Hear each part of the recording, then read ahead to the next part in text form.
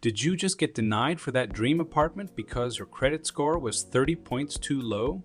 Are multiple hard inquiries from that car loan shopping spree still haunting your credit report? Worried those credit card applications from last year are stopping you from qualifying for a mortgage? I'm Bernard, and I turn my financial research into fun videos. While helping hundreds of viewers understand credit management, I've discovered something fascinating about hard inquiries that most credit experts get completely wrong. The credit bureaus want you to believe hard inquiries must remain on your report for 2 years, period. But after diving deep into the Fair Credit Reporting Act and testing various removal strategies, I've uncovered a perfectly legal method that's working right now in 2024. The problem isn't just the inquiries themselves, it's the verification system that keeps them locked in place. Most people attack this problem from completely the wrong angle, focusing on the creditors instead of the verification process itself. Here's what you'll learn today. 1. How a single hard inquiry can actually drop your score by up to 15 points, even if you're never approved. The exact step dispute process that works even if you authorized the inquiry. 3. A critical account freezing strategy. Nobody talks about that, makes the whole process work. 4. The specific letter template and timing that gets results even if previous disputes failed. 5. The little-known verification loophole that makes this all possible. Let's dive into the real truth about hard inquiries and how to legally remove them in under 24 hours. Let's start with something that might shock you about hard inquiries. Imagine this scenario. You've been saving for your dream home for 5 years. Your credit score is a solid 780, and you're finally ready to apply for a mortgage. The lender pulls your credit report and discovers something disturbing. This client had a fantastic 760 credit score last year, but after shopping for a car loan, their score plummeted to 695. The culprit? 7 hard inquiries from different auto lenders. You might be thinking, but don't multiple auto loan inquiries count as just one? Here's the crucial detail most people miss. That rule only applies if all inquiries happen within a 14-day window. The dealership had actually spread the application across 3 weeks, triggering separate hits to the credit score. Each unauthorized hard inquiry can drop your score by up to 15 points. That means just 4 inquiries could be the difference between qualifying for that dream home or getting rejected. But here's what's really interesting. The credit bureaus don't want you to know that their verification system has a critical weakness. Think about this for a moment. When you dispute a hard inquiry, the credit bureau has to verify it with the original creditor. But what if they can't access the verification system? What if there was a completely legal way to prevent them from accessing this information? This is where things get fascinating. Let me paint a picture of how the verification process actually works. Imagine you're trying to get into an exclusive club. The bouncer, the credit bureau, needs to check your name against a guest list. The verification system, but what if the guest list was temporarily unavailable? The bouncer would have no choice but to let you in or turn you away with no verification. This is exactly how our strategy works with credit bureau. Remember how I mentioned most people attack this problem from the wrong angle? They waste time sending letters to the creditors or trying to prove they didn't authorize the inquiry. But here's the game. Changing insight. The burden of proof isn't on you. Let me show you exactly how this works. First, you need to understand the verification system itself. Have you ever wondered why some people fail at removing inquiries while others succeed? The answer lies in understanding how credit bureaus verify information. Credit bureaus rely on 2 main companies to verify inquiry information: SagiStream and LexisNexis. But here's a question nobody seems to ask. Why do credit bureaus need external companies for verification in the first place? The answer reveals a fascinating weakness in the system. Think of these companies as the gatekeepers of your credit information. When a credit bureau receives a dispute, they automatically check with these companies to verify the inquiry's legitimacy. But here's where it gets interesting. Under the Fair Credit Reporting Act, if a credit bureau can't verify information within 30 days, they must remove it. This is the loophole that makes our strategy possible. Want to know the most powerful part? You have the legal right to freeze your information with both these verification companies. When you do this, something remarkable happens. The credit bureaus can't verify the inquiries during the dispute process. Now, before I share the exact steps, let me tell you about a crucial mistake to avoid. Many people try to dispute all their inquiries at once. This is a red flag that can get your dispute automatically rejected. Instead, you want to dispute no more than 3 inquiries at a time. Let's break down the strategic pre-dispute process. This is where most people get it completely wrong. They jump straight to sending dispute letters without laying the proper groundwork. Here's what you need to do first. Visit SagaStream's website and submit a security freeze request.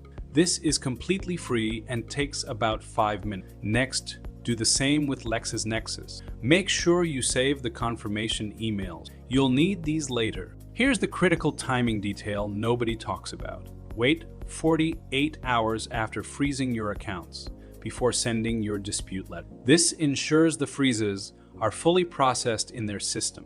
Now, let's talk about the dispute letter itself. This is where the Section 604 letter comes into play. But there's something crucial you need to know about this letter. Most templates you find online are missing 3 essential elements that make this process work. First, your letter must specifically cite Section 611A of the Fair Credit Reporting Act. Second, you need to request method of verification. And third, this is the part most people miss. You must request the name and contact information of everyone they contact during the investigation. Want to know why this last part is so powerful? It forces the credit bureau to document their verification attempts, which they can't complete because you've frozen access to the verification system. But here's where timing becomes critical. The credit bureaus have 30 days to verify the information. Most people make the mistake of checking their credit report too early. The sweet spot is exactly 31 days after sending your dispute letter. Let me share a scenario that illustrates exactly how this works. Picture this. Sarah, a real estate agent, had 6 hard inquiries on her report from shopping for a business credit card. She needed to boost her score quickly to qualify for a rental property. Following this exact process, she disputed 3 inquiries first. Exactly 31 days later, all 3 disappeared from her credit report. Her score jumped 27 points 2 weeks later. She repeated the process with the remaining 3 inquiries. Another 25-point increase. But here's what makes this example particularly interesting. 2 of Sarah's inquiries were just 45 days old. Many people believe you can't dispute recent inquiries, but that's another credit myth we need to bust. Want to know why this worked so well? Because the verification process doesn't care about the age of the inquiry. It only cares about proper documentation. Here's another scenario that might sound familiar. Michael applied for a car loan, and the dealership ran his credit 12 times over 3 weeks. They claimed it was necessary to get him the best rate. His score dropped from 715 to 655, disqualifying him from the best interest rates. Using this strategy, he removed 9 of the 12 inquiries. His score recovered to 705 within 45 days. Now, here's something crucial about the post-dispute process. Once your inquiries are removed, wait another 7 days before unfreezing your accounts with SagaStream and LexisNexis. This ensures the removal is permanently recorded in the credit bureau's systems. But what about protecting yourself from future hard inquiries? This is where the long-term strategy comes in. And trust me, this is something you'll want to pay close attention to because it could save you dozens of credit score points over the next year. Have you ever wondered why some people seem to maintain perfect credit scores despite regularly applying for new credit? The secret lies in their application strategy. Let me show you exactly how they do it. Consider this scenario. You're planning to apply for a mortgage in 6 months. You know you'll need to shop around for the best rate, but you also know that multiple hard inquiries could tank your score right when you need it most. This is where strategic credit freezing becomes your secret weapon. Every time you apply for new credit, ask the lender specifically which credit bureau they'll pull. Then freeze the other 2 bureaus before applying. This prevents unnecessary multiple pulls that could drop your score. You might be wondering if this process is completely legal. It's a fair question, and one that deserves a thorough answer. Let me break down the legal framework that makes this possible. Think about it this way. When you go to court, who has to prove their case? The accuser or the defendant? In the American legal system, the burden of proof always falls on the accuser. The same principle applies to credit reporting.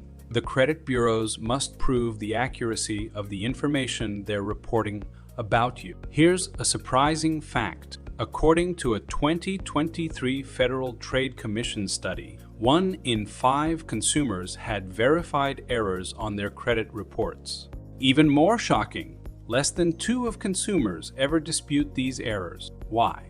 Because the credit bureaus have convinced most people that the information on their reports is set in stone. The answer is yes. This process is absolutely legal. The Fair Credit Reporting Act gives you the right to dispute any information you believe may be inaccurate. By freezing your verification, information, and requiring proper documentation, you're simply exercising your legal rights under federal law. All the resources I've mentioned are completely free. You'll find direct links to the SagiStream and LexisNexis freeze forms in the description below, along with my Section 604-letter template that includes all 3 critical elements. The credit system wasn't designed to work in your favor, but that doesn't mean you can't level the playing field. Think about it. The credit bureaus are private companies that profit from collecting and selling your information. They have teams of lawyers and complex algorithms working to maintain their advantage. But now you understand something that puts the power back in your hand. They can only report what they can verify. Remember the examples we discussed. The real estate agent who removed 6 inquiries and raised her score by 52 points. The car buyer who eliminated 9 unnecessary dealership pulls. These aren't isolated incidents. They're proof that the system can work in your favor when you understand how to use it properly. You now have the tools to legally protect your credit score from unnecessary, hard inquiries. Every point matters when you're working toward a financial goal. Whether you're planning to buy a home, start a business, or simply want to qualify for better credit terms, you can use this information to take control of your credit profile. Use this information wisely and make sure to check the description for those important links. The question isn't whether this strategy works, it's how soon you'll start using it to protect your credit score.